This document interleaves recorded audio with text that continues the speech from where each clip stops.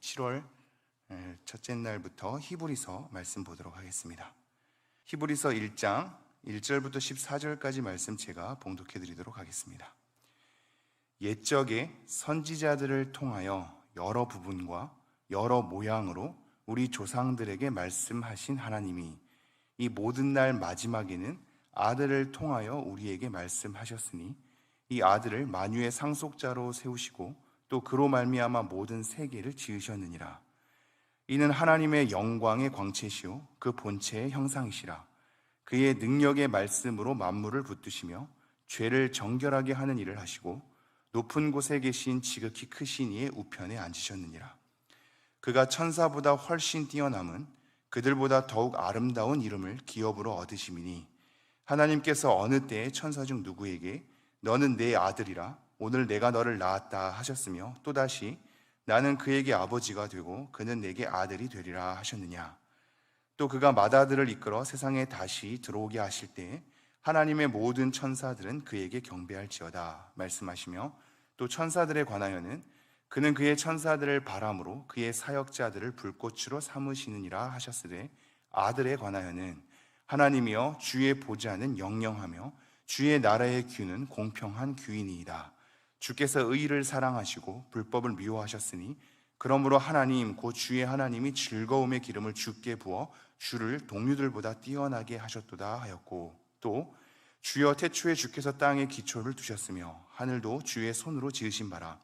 그것들은 멸망할 것이나 오직 주는 영존할 것이요 그것들은 다 옷과 같이 낡아지리니 의복처럼 갈아입을 것이요 그것들은 옷과 같이 변할 것이나 주는 여전하여 연대가 다음이 없으리라 하였으나 어느 때에 천사 중 누구에게 내가 내 원수로 내 발등상이 되게 하기까지 너는 내 우편에 앉아 있으라 하셨느냐. 모든 천사들은 섬기는 영으로서 구원받을 상속자들을 위하여 섬기라고 보내심이 아니냐. 아멘. 네, 오늘부터 히브리서 말씀 하나하나 잘 살펴보도록 하겠습니다. 이 히브리서 말씀은 배경을 아는 것이 보다 중요합니다. 이 배경을 아는 것이 중요한 이유는 히브리서의 내용을 전체적으로 상기할 때 왜 이 말씀이 강조되고 있는가를 좀 헤아려 볼 수 있기 때문입니다. 우리가 이 배경을 아는 것은 성경 자체에서 말하고 있지는 않아서 쉽진 않죠. 이 배경을 어떻게 유추할 수 있냐면 이 히브리서의 내용이 강조하는 바를 통해서 배경을 유추할 수 있습니다. 도대체 히브리서 기자가 누가 썼는지는 알 수 없지만 이 히브리서 기자가 어떠한 내용을 강조하고 있는가를 돌아보게 된다면 이미 성도님들이 다 아시다시피 예수님을 바라보게 한단 말이죠. 우리가 담대함으로 하나님께 나아갈 것과 우리 주 예수를 깊이 생각할 것, 우리의 믿음의 시작을 허락하셨고 우리의 믿음의 완성을 이루실 예수님을 바라보게 한단 말입니다. 예수님을 왜 강조하게 되었을까요? 왜 여러 곳곳에서 우리가 믿음으로 그것을 굳게 붙잡아야 할 것을 강조하고 있을까요? 그 이유는 히브리서의 배경을 보면 많은 예수를 믿는 그리스도인들이 그 자리에서 이탈하거나 유대교로 다시 회귀하거나 예수님을 믿는 것에 대해서 배교하는 현상이 일어났던 겁니다. 이 내용이 중요한데요. 이때 시대에는 당연히 핍박이 있었던 시대라 배교가 많이 성행했을 겁니다. 오늘날 우리에게는 와닿지 않는 배경일 수 있죠.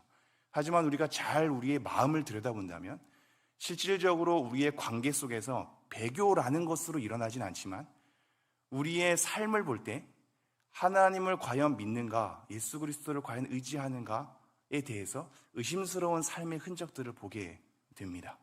우리는 왜 이러한 점을 자꾸 놓치게 될까? 우리의 믿음은 왜 흔들리는 것일까? 왜 주변 상황 가운데 우리의 마음은 두려움 속에서 많은 것들을 내려놓고 도망가거나 다시 이전의 행습으로 돌아가거나 아니면 예수님을 믿는다고 하지만 믿지 않는 삶으로 자꾸 연이어지는가? 이거를 고민할 수밖에 없단 말이죠. 이 히브리서의 내용을 통하여서 우리가 다시 한번 우리를 돌아볼 것은 내가 믿는 예수 그리스도는 과연 어떠한 일을 하셨으며 어떠한 분이란 말인가? 이것을 깊이 다시 한번 헤아려야 합니다. 그러나 보다 안심인 것은 우리 한국교회 전반에 있어서는 예수님에 대한 강조가 넘치기 때문에 감사한 일이기도 합니다. 어떻게 보면 단순함은 복잡함을 이기거든요.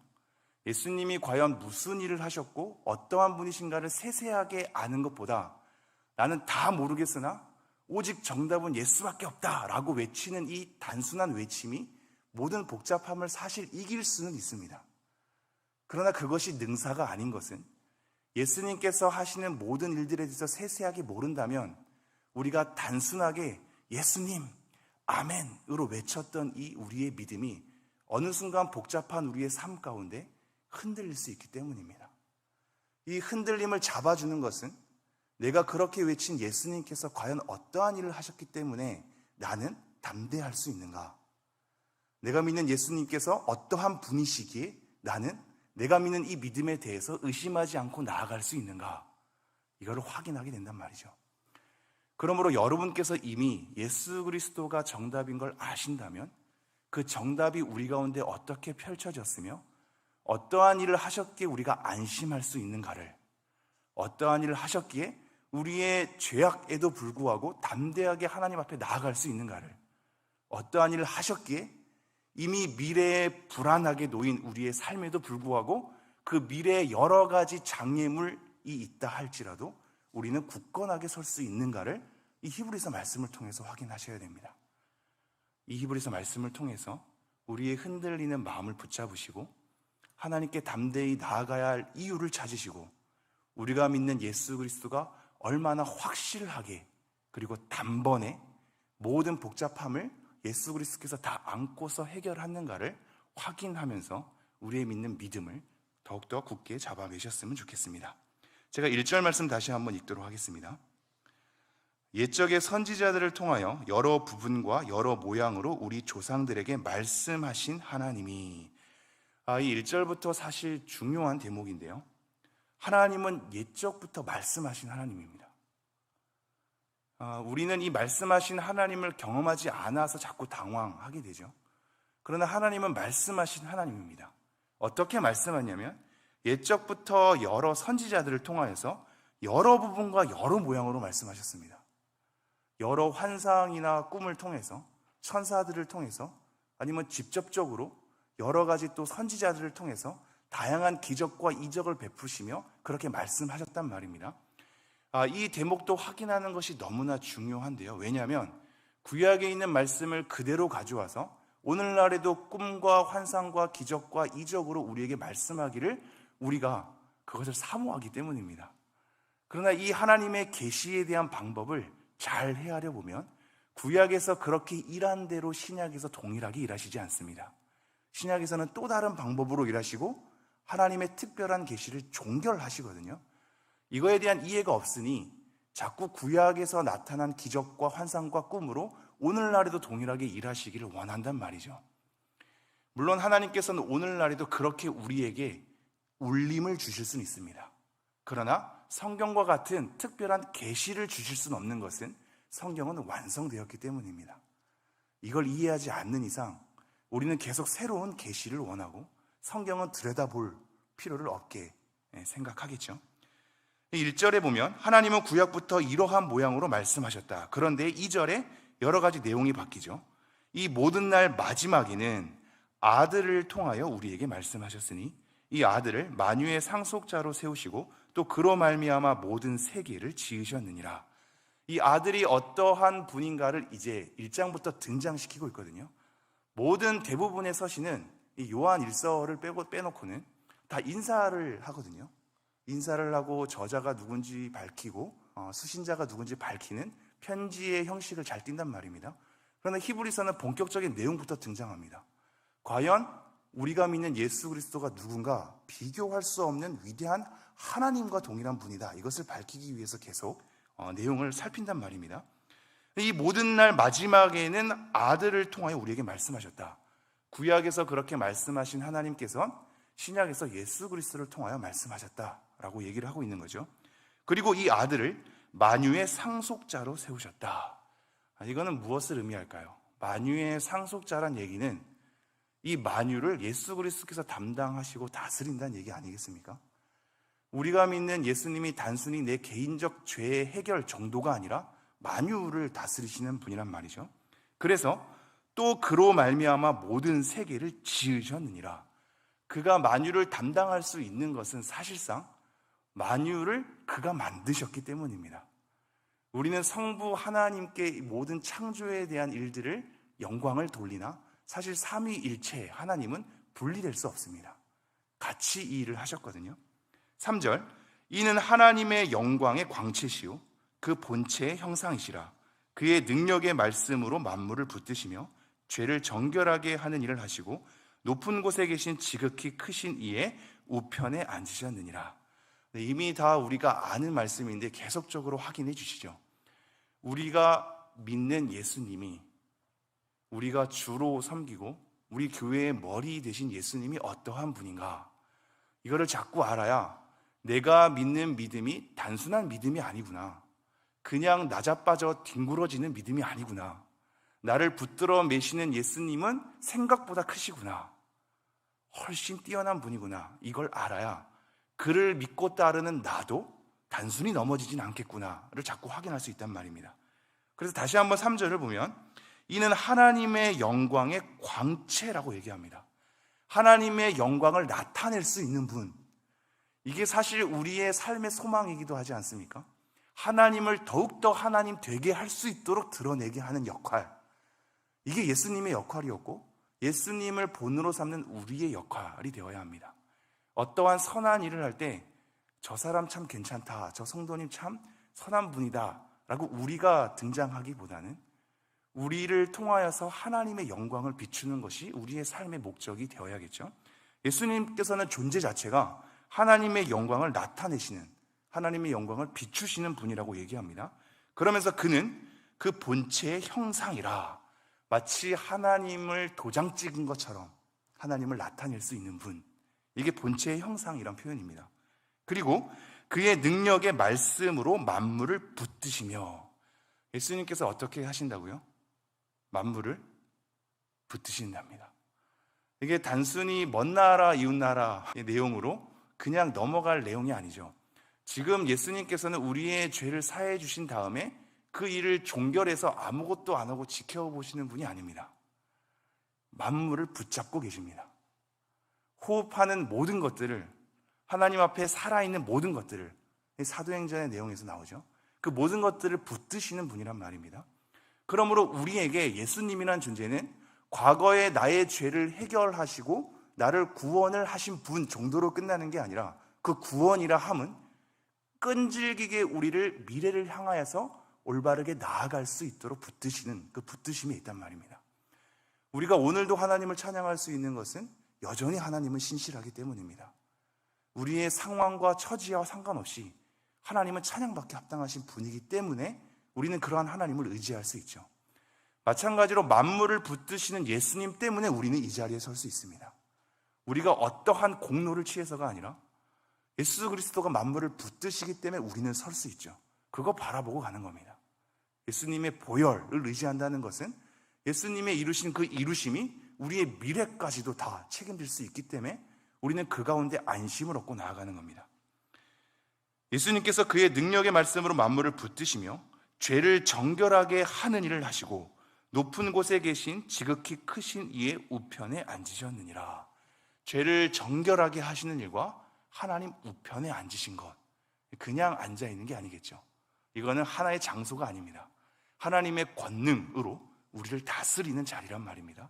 오늘도 우리가 예수 그리스도의 권능 속에서 우리를 다스리시고 우리를 위해 중보하시는, 성령님도 우리를 위해 탄식하시는데 예수 그리스도도 하나님 우편에서 우리를 위해서 기도하시는 그 하나님의 일하심 가운데 우리의 신앙이 놓여 있습니다. 그러면서 4절부터 펼쳐지는 것은 잠시만 보고 마무리를 하죠. 4절 제가 한번 읽겠습니다. 그가 천사보다 훨씬 뛰어남은 그들보다 더욱 아름다운 이름을 기업으로 얻으심이니. 갑자기 천사가 등장하는 이유는 아까도 말씀드렸다시피 그리스도인들이 유대교로 돌아갔단 말입니다.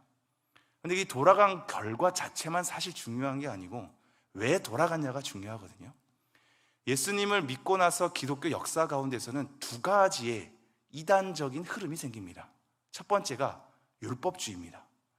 예수님을 믿고 나서 다 해결됐다고 하니 여러 가지 방종이 오는 것만 같으니 다시 한번 율법으로 올가매는 겁니다. 그게 안심이 돼서 그렇습니다. 내가 뭔가를 해야 안심이 되는 겁니다. 내가 뭔가 노력하고 말씀을 순종하고 율법을 지키는 게 있어야 하나님께서 나를 받아주신다는 것에 대한 안심을 거기서 찾기 때문입니다. 그래서 율법주의가 생기고 반대로 반율법주의가 생깁니다. 예수님께서 다 이루셨으니 나는 이제 아무렇게나 살아도 된다라는 두 가지 흐름이 교묘하게 섞여서 역사 가운데 계속 등장하거든요. 그래서 유대교로 돌아가는 것 또한 하나의 율법주의적인 패턴일 수 있는데요, 뭔가 아무것도 하지 않고 안심만 취하는 우리의 나태함 속에서 뭔가라도 붙잡아야 자꾸 안심하고, 내가 뭔가라도 해야 하나님께서 축복을 주실 것 같고, 뭔가라도 해야 그 속에서 공로를 얻어서 하나님께서 날 받아주실 것 같은 착각이 우리의 신앙 가운데 계속 물밀듯이 들어오기 때문에 유대교로 돌아간 겁니다. 천사를 의지하는 것도 그런 맥락이거든요. 이 천사는 구약 가운데 하나님의 말씀을 전달한 존재입니다. 천사가 나타나는 것은 두려워 떨면서 하나님의 말씀을 받는 것이죠. 그러한 천사를 숭배함으로 다시 간단 말이죠. 그래서 다시 한번 예수님에 대해서 뭐라고 언급하냐면 그가 천사보다 훨씬 뛰어나다. 이것은 그냥 비교 정도가 아니라 차원이 다른 존재다 라고 얘기합니다. 그가 천사보다 차원이 다른 존재다. 모든 이름 위에 뛰어난 이름을 가지신 분이다 라고 하면서 5절부터 14절까지 다양한 구약의 말씀을 인용하여서 예수님은 존재 자체가 다른 분임을 우리에게 얘기하고 있는 대목입니다. 말씀을 마무리하도록 하겠습니다. 오늘 말씀은 예수님이 누구신가를 들여다보고 있습니다. 이게 이 새벽에 우리의 상황과 심정을 헤아리지 않고 예수님이 누구신지에 대해서만 주목하기 때문에 건조하게 들릴지도 모르겠습니다. 그러나 이것은 신앙의 핵심입니다. 우리가 믿는 예수님이 어떠한 일을 하셨고 어떠한 존재와도 비교할 수 없고 견줄 수 없는 존재 자체가 다르신 분이 우리를 위해서 어떠한 일을 하셨으며 아들로서 계시기에 우리 또한 양자로서 삼으시기에 우리에게 어떠한 일을 되물려 주실 수 있는가, 어떠한 일을 책임지게 우리를 끌고 갈 수 있는가를 우리가 이 내용을 통해서 엿볼 수 있기 때문입니다. 우리의 안심을 우리에게 찾지 마십시오. 우리가 행한 열심에서 안심을 찾지 마십시오. 그것이 공로가 되어서 하나님께서 받으실 만한 것으로 착각하시면 안 됩니다. 그렇다면 우리의 삶은 다시 우리가 어떻게 해느냐에 따라서 달라지는 것으로 돌아가게 될 것입니다. 우리가 믿는 예수님께서 얼마나 위대하신지, 얼마나 확실하게 그 일을 이루셨는지를 히브리서 말씀을 통해서 자꾸 확인하셔서 하나님 앞에 담대함으로 나아가는 여러분 되기를 간절히 소망합니다. 우리의 믿음이 흔들리지 않고 오늘도 하나님을 의지하면서 나아가는 여러분 되기를 소망합니다. 기도하겠습니다. 하나님, 오늘 이 말씀을 통하여서 다시 한번 하나님을 바라보게 하시니 감사합니다. 우리가 믿는 예수님, 우리의 죄를 해결하시고 구원하신 예수님이 과연 지금도 어떠한 일을 하시고 앞으로도 어떠한 일을 이루어 내시는지를 계속 히브리서 말씀을 통해서 확인하길 원합니다. 하나님, 바라옵건대 우리 성도님들 믿음 흔들리지 않게 하여 주시고 다른 풍습을 쫓지 않게 하여 주시고 우리가 믿는 예수 그리스도를 통하여서 하나님께 담대히 나아가서 그곳에서 깊이 예수를 묵상하고 우리의 믿음의 시작이요 마침이신 예수를 찬미하며 하루하루의 삶을 하나님 안에서 성실히 감당할 수 있도록 은혜를 허락하여 주옵소서. 이 모든 말씀 우리 주 예수 그리스도 이름으로 기도합니다.